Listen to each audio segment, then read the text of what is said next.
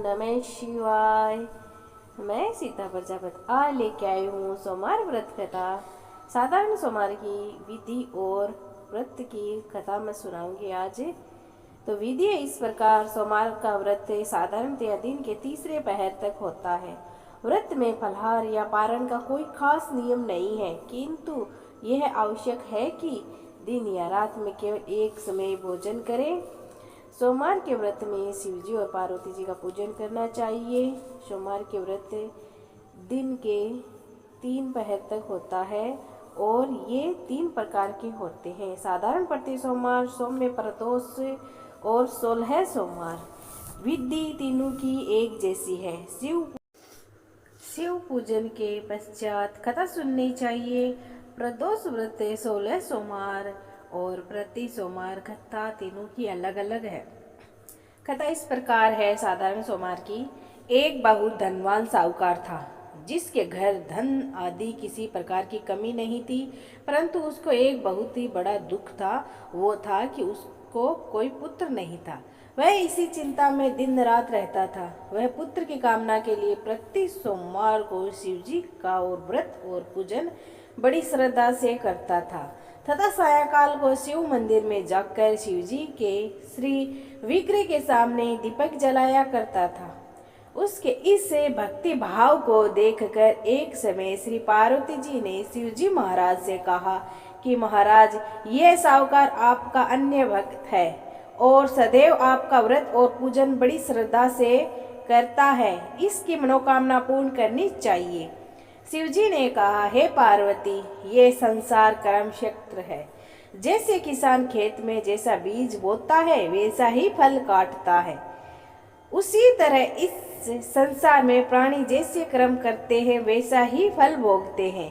पार्वती जी ने अत्यंत आग्रह से कहा, महाराज, जब यह आपका अन्य भक्त है और इसको अगर किसी प्रकार का दुख है तो उसको अवश्य दूर करना चाहिए, क्योंकि आप सदैव अपने भक्तों पर दया करते हैं और उनके दुखों को दूर करते हैं। यदि आप ऐसा नहीं करेंगे तो मनुष्य आपकी सेवा तथा व्रत क्यों करेंगे?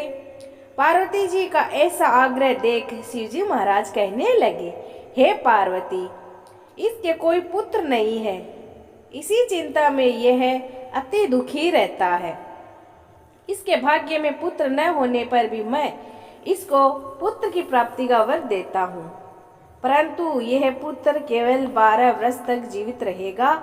इसके पश्चात वह मृत्यु को प्राप्त हो जाएगा। इससे अधिक मैं और कुछ इसके लिए नहीं कर सकता। यह सब बातें साहूकार सुन रहा था। इससे उसको न कुछ प्रसन्नता हुई और न ही कुछ दुख हुआ। वह पहले जैसे ही शिवजी महाराज का व्रत और पूजन बड़ी श्रद्धा से करता था। कुछ काल व्यतीत हो जाने पर साहूकार की स्त्री गर्भवती हुई और 10वें महीने में उसके गर्भ से अति सुंदर की पुत्र की प्राप्ति हुई। साहूकार के घर में बहुत खुशी मनाई गई, परंतु साहूकार ने उसकी केवल 12 वर्ष की आयु जानकर कुछ अधिक प्रसन्नता प्रकट नहीं की और न ही किसी को भेद की बात बताई। जब वह बालक 11 वर्ष का हुआ तो उस बालक की माता ने उसके पिता से विवाह आदि के लिए कहा, तो वह साहूकार कहने लगा, अभी मैं इसका विवाह नहीं करूँगा, अपने पुत्र को काशी जी पढ़ने के लिए भेजूंगा। फिर साहूकार ने अपने साले अर्थात बालक के मामा को बुलाकर उसको बहुत सा धन देकर कहा कि तुम इस बालक को काशी जी पढ़ने के लिए ले जाओ और रास्ते में जिस स्थान पर भी जाओ ये करते और ब्राह्मणों को भोजन कराते जाओ। वह दोनों मामा भांजा ये करते और ब्राह्मणों को भोजन कराते जा रहे थे। रास्ते में उनको एक शहर में जाकर रुकना पड़ा, जहाँ पर राजा की कन्या का विवाह था और दूसरे राजा का लड़का जो विवाह कराने के लिए बारात लेकर आया था वह एक आंख से काना था। उसके पिता को इस बात की बड़ी चिंता थी कि कहीं वर को देखकर कन्या के माता पिता विवाह में किसी प्रकार की अड़चन पैदा न कर दे। इस कारण जब उसने अति सुंदर सेठ के लड़के को देखा तो उसने मन में विचार किया कि क्यों ना दरवाजे के सामने इस लड़के से वर का काम चलाया जाए। ऐसा विचार कर वर के पिता ने उस लड़के और मामा से बात की। वे राजी हो गए।